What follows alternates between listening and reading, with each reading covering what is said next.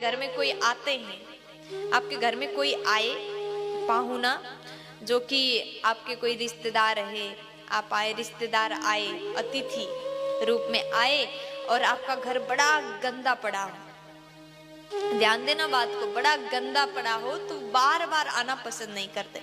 अगर कोई व्यक्ति आए अच्छा लगे तो बार बार आएंगे और 2-4 दिन रुकना भी पसंद करेंगे।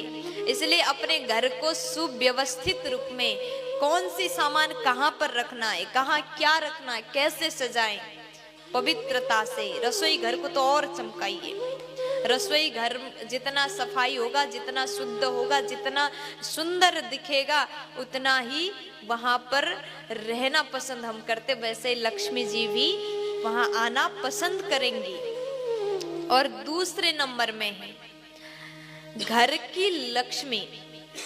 अब आप लोग ध्यान से सुनेगा, घर की लक्ष्मी किसे कहते हैं? माताओं को।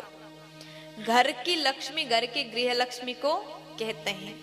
अगर गृह लक्ष्मी चाहे तो अपने घर को बड़ा सुंदर बना दे, अगर गृह लक्ष्मी ना चाहे तो घर को नरक भी बना सकती है। ये काम माताओं का है।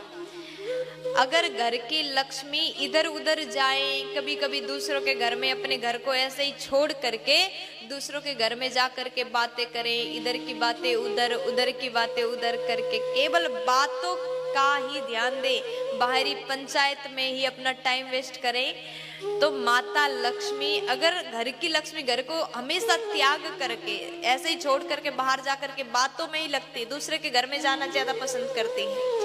अगर गृह लक्ष्मी घर को त्यागती रहती, घर को छोड़ करके बाहर ही जाती रहती हैं, तो लक्ष्मी जी भी उस घर को त्याग देती है। इसलिए घर की लक्ष्मी को अपने घर का ध्यान देना चाहिए, घर में रहना चाहिए। तीसरे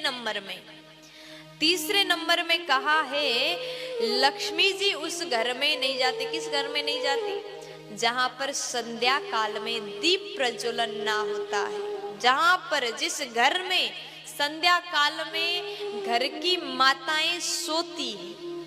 देखिए, संध्या के समय में घर की माताएं सोती है या फिर दिन के समय में घर की माताएं सोती है, तो उस घर में भी लक्ष्मी जी जाना पसंद नहीं करेंगी। और चौथे नंबर में, अब ये बात, चौथे नंबर की जो बात मैं बताने जा रहे हैं, केवल माताओं के लिए नहीं, बात तो वैसे सभी के लिए, बाबा लोग के लिए भी है और माताओं के लिए भी है। अभी ये चौथे नंबर में जो बताने जा रहे हैं, ये सभी लोग ध्यान से सुनिएगा, आप लोग भी ध्यान से सुनिए। कहते हैं